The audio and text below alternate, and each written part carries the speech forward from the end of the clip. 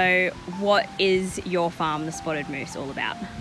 Our farm at the core is about being an educational center and a demonstration farm. So, we've just got started. We've got some beautiful gardens that we take care of ourselves with our own composts and manures and worm teas and foliar sprays.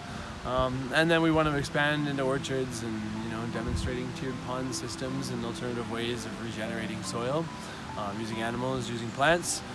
So it's basically just about providing a beautiful space for people to come learn. Yeah, and it is truly a beautiful spot that you've got here. We're pretty blessed here. Yeah, you've got these beautiful creeks and then the mountains all around. Water just flowing in the Yeah, absolutely amazing. Farm is beautiful British Columbia. We're in the Shuswap, just above Shuswap Lake, which is Canada's houseboating capital. So it's a very popular, beautiful summer tourist destination. Yeah. We're right in the foothills of the Rocky Mountains in a plateau beside a lake, surrounded by mountains and forests. That's basically all there is to know, but southern British Columbia. And you do tours through the farm as well? Yeah, every Saturday we're doing a tour for the public, whoever wants to come up and learn a little bit. So it's we're not using all 160 acres yet by any means, but we can at least take them around and show them a few of the things that we've done and teach them about why it's alternative and what we're doing and why we're doing it. And, introduce them to the animals as well. Yeah, absolutely. Yeah. Hopefully show them that there's a good place for their animals to come from, for their meat to come from, and eggs.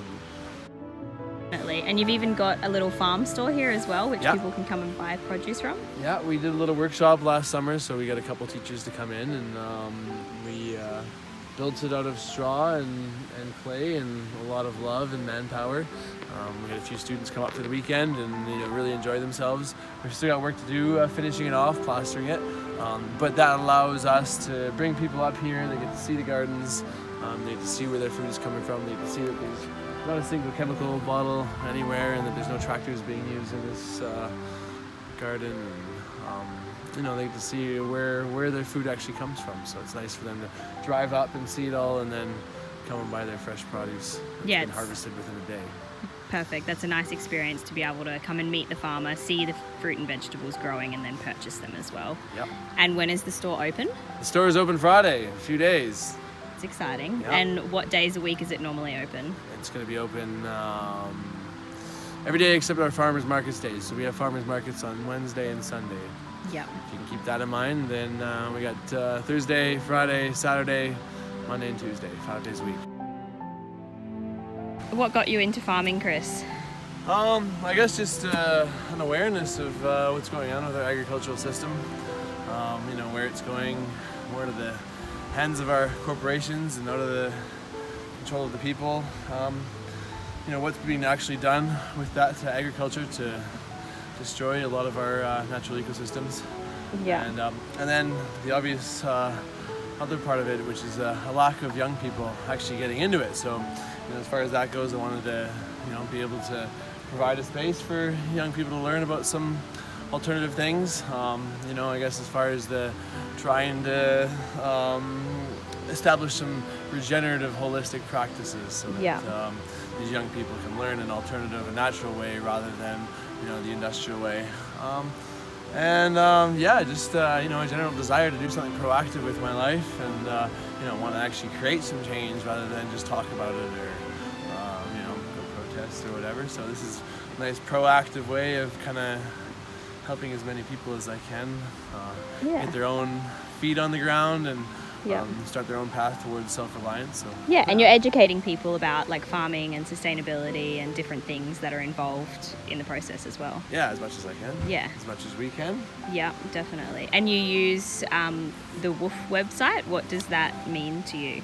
Well, the WOOF website is essentially where I got started. I mean, I did a lot of farming, volunteering that was just while I was traveling, and I ran into people and found an opportunity. But then I started using the woofing website for finding farms that were specifically tailored to what I wanted to be doing and what I wanted to be learning about. Now this is my opportunity to allow young people people to come onto this farm in a very open way and support them through their growth and exploration into this world. And woofing is an amazing way where we just have a beautiful exchange. You come provide us with a little bit of help on the farm, and we hopefully provide you with a great experience and a little bit of knowledge at the end of it. Yeah, you're building a community and friends, and you're educating people along the way, which is a really rewarding experience as well.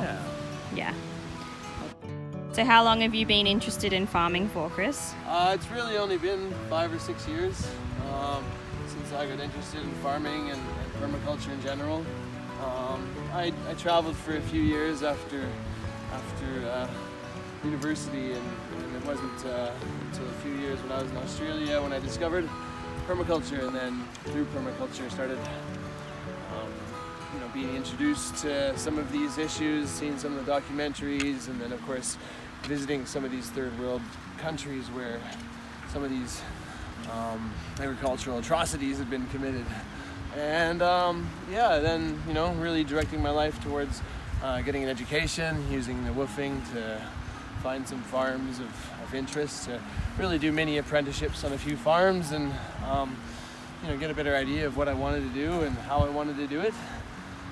It's really only been kind of 6-7 years now since I was interested in farming, and maybe 4 or 5 since I really got into it and started practicing and volunteering. But it's an incredibly rewarding thing, especially when you get to go see your customers and actually see the appreciation on their face when they can see that you're working your butt off and rewarding them with some beautiful, natural, tasty produce. Definitely. And protein, some animals and eggs. It's nice to have that customer appreciation when they go home and make a beautiful meal with all of your fresh produce, and know that it's who it's come from and where it's come from as well. Yeah, well, we don't get to be there for their meals usually, but we get to see them every week at the farmers markets, or hopefully here at the farm store, and we get to hear the feedback and hear their love. What does a normal day at the farm look like for you? Oh, that really depends. Depends on what time of year it is, depends on what day it is. And agriculture, everything depends, especially on the seasons and on the weather. So it could be anything from getting up and spending a whole day like this, just preparing beds to be transplanted in, or it could be a whole day of working inside and avoiding the rain and doing seedlings in the greenhouse. And it really depends, but it is very focused around this garden, and then on keeping our animals happy, which is quite basic work. You need to take care, you need to pay attention, but with the animals, it's a routine that you develop, and so you really have the animals in the garden to take care of, and that's about it right now. In the future we'll have a lot more teaching and education and growing the orchards and everything, but for now we're focused on these gardens and what we're producing out of them.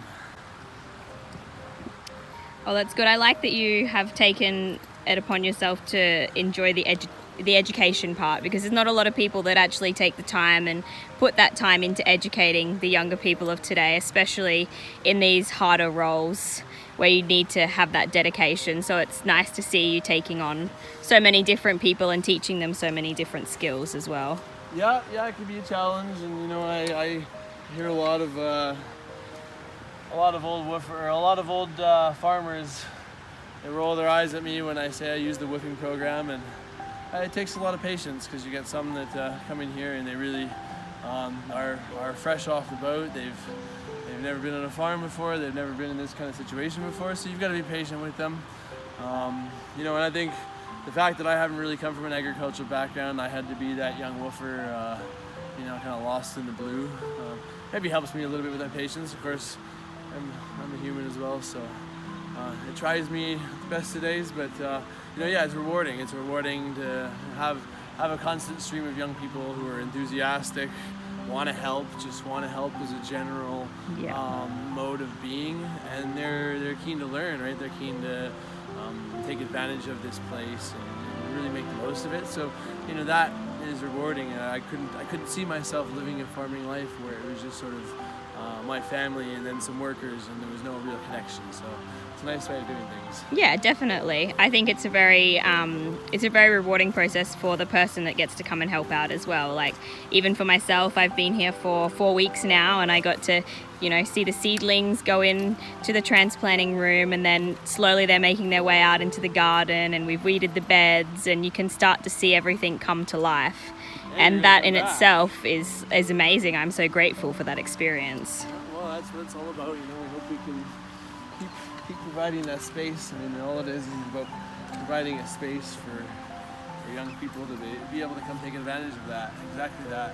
Yeah, hopefully become empowered through the whole process. I mean, the journey towards true self-resilience, to be saying, I'm going to start taking care of my food, my water, my shelter, and if I can't do it myself, I'm going to make sure I create the network so that, I can do it within my neighborhood. That's a really empowering process. It makes you kind of feel very secure and very confident with life. You can go forward kind of with any confidence. So it's nice to sort of see that, sort of instill that idea into some young people, hopefully, as it was instilled into me, I guess. Permaculture really appealed to me because it was sort of a very proactive way of saying these are some of the problems facing mankind, and these are some of the solutions that we're going to engage in and develop, take our power back and to take our food back and to grow community. So the whole thing permaculture, it all ties together. It all kind of helps itself grow, and it's a beautiful thing that young people can travel around the world these days. Just get on their website or on their laptop or on their iPhone or whatever, find a farm, go spend a few weeks, a month on an amazing place, learn some things, and we all move around and network and grow, and it's good. Definitely. And you don't only learn how to, farm yourself, but you may learn how to cook different meals and be put into different situations where you have room for growth as well.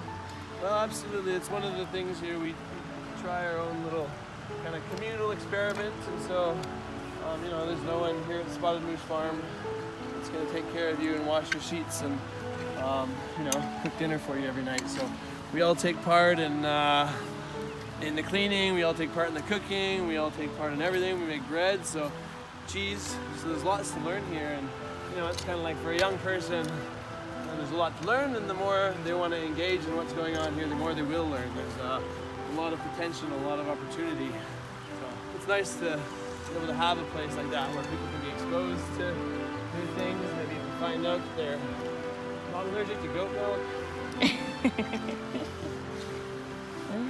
Definitely. Well, I've definitely learned a lot since I've been here.